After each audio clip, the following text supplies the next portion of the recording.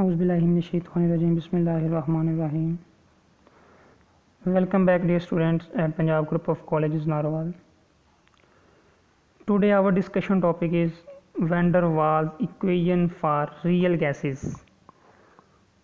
बच्चों, आप लोगों ने लास्ट टॉपिक में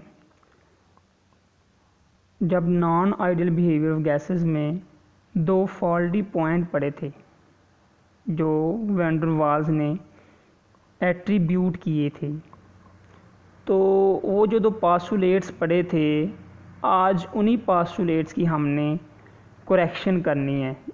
यानी कि हमने वॉल्यूम और प्रेशर के लिहाज से दो पास्टुलेट्स पढ़े थे, आज हम उन दोनों की करेक्शंस करेंगे। तो सबसे पहले हमारे पास करेक्शन के लिए जो फैक्टर है वो है वॉल्यूम। तो टॉपिक का नाम हुआ वॉल्यूम करेक्शन। तो सबसे पहले आपके पास एक कंटेनर है जो कि तस्वीर में दिखाया गया है। इसमें आप देखें कि जब आप इसके अंदर गैस फिल करेंगे तो गैस के मॉलिक्यूल इस पूरे सिलेंडर के अंदर मूव करते रहते हैं रैंडमली। और जब बच्चों इसके ऊपर प्रेशर अप्लाई करोगे तो इसका जो वॉल्यूम है ये बहुत कम होकर तकरीबन नेग्लिजिबल ज़ीरो के बराबर नहीं है।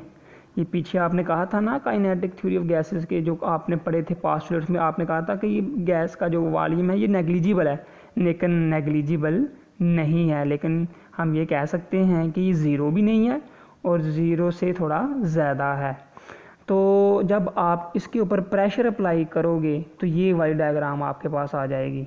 यानी कि इसके ऊपर आपने क्या अप्लाई किया है, प्रेशर अप्लाई करेंगे तो आपके पास ये थोड़ा सा वॉल्यूम बन जाएगा, गैस के मॉलिक्यूल दूसरे के साथ करीब आ जाएंगे। अब जो गैस के मॉलिक्यूल हैं ये बच्चों हार्ड डेंस होते हैं, जब एक दूसरे के साथ मिलेंगे ना तो उनकी सिचुएशन इस तरह की हो जाएगी। यानी कि सेंटर में एक गैस का मॉलिक्यूल है, चारों साइड से यानी चारों तरफ से गैस के मॉलिक्यूल उसके ऊपर अटैच हो रहे हैं क्योंकि ऊपर हमने प्रेशर अप्लाई किया हुआ है। तो डेंस होने की वजह से ये एक दूसरे के अंदर मर्ज नहीं हो सकते, बल्कि एक दूसरे के साथ टाइटली क्लोज हो सकते हैं। जब टाइटली क्लोज हो जाएंगे तो इसका मतलब ये है कि उनके दरमियान किसी किस्म की कोई फ्री एम्प्टी स्पेस नहीं होगी। तो इस तरह उसका एक स्ट्रक्चर नज़र आएगा आप लोगों को। अब आपने पीछे कहा था कि ये नेग्लिजिबल है, लेकिन वैन डर वाल ने कहा था कि ये नेग्लिजिबल नहीं हो सकता। तो एक पॉइंट आपने ये पढ़ा था, तो उसके लिए आपके पास एक इक्वेशन है V free is equal to V vessels minus b. अब ये जो वी फ्री क्या है, वी वेसल्स क्या है और बी क्या है, ये हम डायग्राम में ही सीखेंगे कि ये क्या हमने बोले हैं वर्ड। सबसे पहले हम देखते हैं वी फ्री क्या है।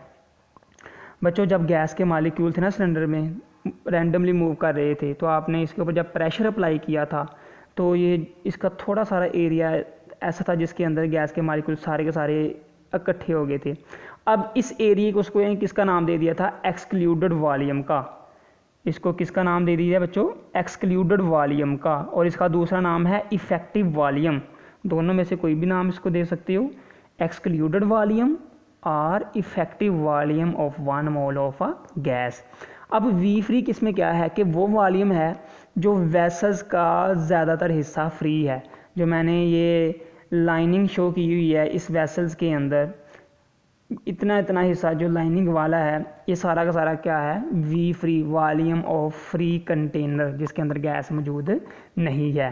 ये किसके बराबर होता है, वी वेसल्स, यानी कि वॉल्यूम ऑफ वेसल। इस वेसल्स का सारा जो वॉल्यूम है, टोटल वॉल्यूम है वो माइनस बी। अब बी क्या है, एक्सक्लूडेड वॉल्यूम, यानी कि टोटल वॉल्यूम ऑफ वेसल से एक्सक्लूडेड वॉल्यूम को निकाल लें तो आपके पास क्या आ जाएगा, वॉल्यूम ऑफ फ्री वेसल या फ्री कंटेनर। जी, यहाँ तक बात क्लियर हुई कि जो वी फ्री है ये किसके बराबर होता है, वी वेसल्स के माइनस बी के। और बी क्या है, इसमें एक्सक्लूडेड वॉल्यूम कह लें या इफेक्टिव वॉल्यूम का नाम दे सकती हो। और अब कहता है कि ये जो बी है, एक्सक्लूडेड वॉल्यूम है, हकीकत में अगर इसको देखा जाए तो ये 4 टाइम ग्रेटर दैन, या ऐसे कह लें कि ये 4 टाइम होता है actual volume of a molecule of a gas. किसी भी गैस के मॉलिक्यूल का ये 4 टाइम होता है। तो हम इसको कह सकते हैं कि B is equal to 4 VM। VM का मतलब क्या है, volume of a molecule of a gas, या एक्चुअल वॉल्यूम भी कह सकते हो। अब आपकी बुक में यहाँ तक है, लेकिन अगर आपने इसको ये एक्सप्लेन करना है या इसको वेरीफाई करना है कि ये जो B is equal to 4Vm है, इसको अगर आप कैलकुलेट करना चाहें, इसको इसकी वैल्यू ये B बराबर 4Vm की किस तरह आया, तो आप इसको नीचे तरीका बताया गया है, इसके मुताबिक आप इसको देख सकते हैं कि हमने इसको कैसे कंक्लूड करना है। तो आपने सबसे पहले इस डायग्राम को दोबारा से देखना है। आपको पहले बताया था गैस के मॉलिक्यूल डेंस हैं, हार्ड हैं, तो जब दूसरे गैस के मॉलिक्यूल इसके पास आएंगे तो एक दूसरे के अंदर मर्ज नहीं होंगे, बल्कि एक दूसरे के साथ कंप्लीटली अटैच हो जाएंगे। इसके दरमियान किसी किस्म की कोई फ्री या एम्प्टी स्पेस नहीं होगी। तो इसके लिए एक फार्मूला होता है 2B is equal to 4/3 pi d cube. ये आपकी बुक में नहीं है, वैसे आप देख लें कि इसको हमने किस तरह फाइंड आउट किया था कि B कैसे 4Vm के बराबर आया था, उसको हमने फाइंड करना है, यानी कि इसको हमने प्रूव करना है कि B कैसे 4Vm के बराबर था। तो इसके लिए फार्मूला क्या है, 2B is equal to 4/3 pi d cube, या इसको कह दें कि पाई क्यूबिक डेसी, इस तरह का इसको नाम दे सकते हो आप। तो 2B किसके बराबर आएगा आगे, 4/3 पाई। अब ये D की जगह है, ये डिस्टेंस हम यहाँ ले रहे हैं, D से मतलब क्या ले रहे हैं बच्चों, यहाँ हम D से मुराद डिस्टेंस ले रहे हैं। तो उसके बाद ये जो D की जगह हमने 2R लिखा है, ये कैसे आया बच्चों, ये जो आपको डायग्राम छोटी सी नज़र आ रही है, इसमें जो गैस का एक मॉलिक्यूल है जो दूसरे गैस के मॉलिक्यूल के साथ अटैच है। अब दोनों के सेंटर में एक छोटी सी लाइन खींची हुई है।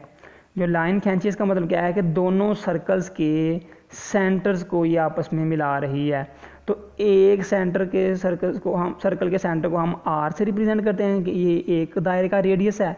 तो अगर दो दायरे होंगे, दो सर्कल होंगे, तो हम उसे क्या कहेंगे कि ये 2R है। तो जब 2R होगा तो D की जगह हम क्या लिख सकते हैं, 2R। तो इसको ओपन करें, 2 को 3 यानी कि 2 को 3 बार मल्टीप्लाई करें, तो इसको ओपन करेंगे तो 8R3 आ जाएगा, या R का क्यूब आ जाएगा। अब बच्चों ये जो आपके पास आ गई है ये वाली equation 2B is equal to 4/3 pi d R cube. अब इसको और ज़्यादा सिंप्लीफाई करें तो क्या आएगा, 2B is equal to 4 into 4/3 pi R cube. अब कुछ नहीं किया, बस 8 की पोजीशन चेंज कर दी, जगह चेंज कर दी, दूसरी साइड से इसको पहले ले आए हैं और 4/3 को बाद में लिख दिया है।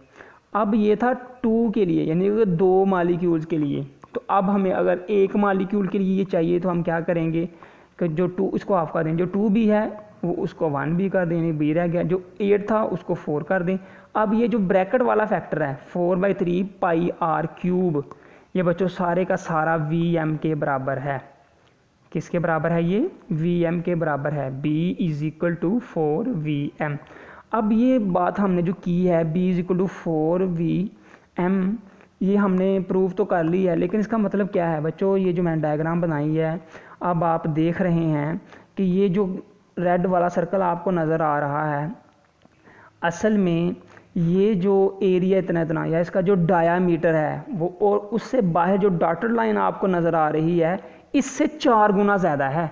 यानी कि अगर इसका असल हम साइज़ देखें तो वो वाला है जो डॉटेड में आपको शो हो रहा है, और ये जो आपको रेड लाइन नज़र आ रही है, रेड सर्कल नज़र आ रहा है, ये गैस के मॉलिक्यूल एक दूसरे के ज़्यादा करीब हैं, जिसकी वजह से आपको इसका जो साइज़ है ये सही तौर पे नज़र नहीं आ रहा। तो हम कह सकते हैं कि जो डॉटेड लाइन है ये असल इसका वॉल्यूम है। तो हम फिर क्यों ना कहेंगे कि जो B है कि वो 4Vm के बराबर है। तो इसका मतलब क्या हुआ कि जो इस गैस के मॉलिक्यूल का जो असल वॉल्यूम है वो बाहर वाले मॉलिक्यूल, या ऐसे कह लें कि ये सेंटर वाले मॉलिक्यूल के 4 गुना है। यानी कि the mass of B is 4 times the actual volume of molecule, so B is equal to 4Vm। तो ये था बच्चों वॉल्यूम करेक्शन। अब आ जाते हैं प्रेशर करेक्शन में। तो प्रेशर करेक्शन में भी आपने एक पॉइंट पढ़ा था पीछे, causes for deviation from ideality से, कि जो एक्चुअली वॉल्यूम है गैस मॉलिक्यूल का वो नेग्लिजिबल है as compare to the volume of the vessels. तो आपने वहाँ भी यही बात कही थी कि गैस का एक मॉलिक्यूल, आपने देखना है इधर ये सेंटर में मौजूद है, उसके साइड पे 4 मालिक्यूल मौजूद हैं, चारों एक दूसरे को इस सेंटर वाले मालिक्यूल के ऊपर इक्वली फोर्स अप्लाई कर रहे हैं। दाएं साइड से भी उतनी है, बाएं से भी, ऊपर से भी और नीचे से भी, यानी कि चारों तरफ से इसके ऊपर इक्वल फोर्स लग रही है, जिसकी वजह से इसके ऊपर नेट रिजल्ट या चार्ज कोई नहीं होगा, इसके दरमियान कोई किसी किस्म की फोर्स नहीं होगी। जब ये गैस के मालिक्यूल एक दूसरे के साथ कोलाइड करते हैं तो गैस के मालिक्यूल ने तो इस सिलेंडर के अंदर तो मूव करते रहना है। हो सकता है कि ये गैस का मालिक्यूल ये वाल्स ऑफ कंटेनर के पास आ जाए, जिस तरह ये दूसरी डायग्राम में दिखाया गया है। जब वाल्स ऑफ कंटेनर के पास आ जाएगा, उसके साथ अटैच हो जाएगा, तो अब आप देखेंगे कि इसके ऊपर सिर्फ 3 मालिक्यूल गैस के ना फोर्स एक्सर्ट कर रहे हैं या प्रेशर एक्सर्ट कर रहे हैं, तो उसकी एक साइड अभी खाली है बिल्कुल, जिसकी वजह से इसमें फोर्स ऑफ अट्रैक्शन प्रोड्यूस होना शुरू हो जाएंगी। तो आपने यही तो कहा था कि जब गैस के मालिक्यूल्स कंटेनर के अंदर इनक्लोज हों तो उसके ऊपर प्रेशर अप्लाई किया जाएगा, तो उनके मालिक्यूल एक दूसरे कितने करीब आ जाएंगे कि उनके दरमियान अट्रैक्टिव फोर्सेस प्रोड्यूस होना शुरू हो जाएंगी। तो इसमें जिसके ऊपर फोर्स लग रही है, जो सेंटर वाला गैस का मालिक्यूल है उसको ए कह लें, और जो उसके ऊपर फोर्स लगा रहे हैं उसको बी मालिक्यूल का नाम दे लें। तो आपके पास एक इक्वेशन आ जाएगी, P = PI minus P dash कह लें या P प्राइम कह लें। अब हमारे पास जो यहाँ PI है, क्या है PI, ये ट्रू काइनेटिक प्रेशर है, इसको आप एक्चुअल प्रेशर का नाम भी दे सकते हो। और उसके बाद P डैश क्या है, ये अमाउंट ऑफ प्रेशर है जो कम लग रही है, किस वजह से, अट्रैक्टिव फोर्सेस प्रोड्यूस होने की वजह से गैस के मालिक्यूल में। P डैश क्या है, ये P प्राइम क्या है, अमाउंट ऑफ प्रेशर है जो कम लग रही है, किसके ऊपर, गैस के मालिक्यूल के ऊपर। क्यों? क्योंकि उनके दरमियान फोर्स ऑफ अट्रैक्शन प्रोड्यूस होना शुरू हो गई है। और PI क्या है, ये भी हो गया। उसके बाद जो P है ये आप इसको सिंपली प्रेशर का नाम दे सकते हो।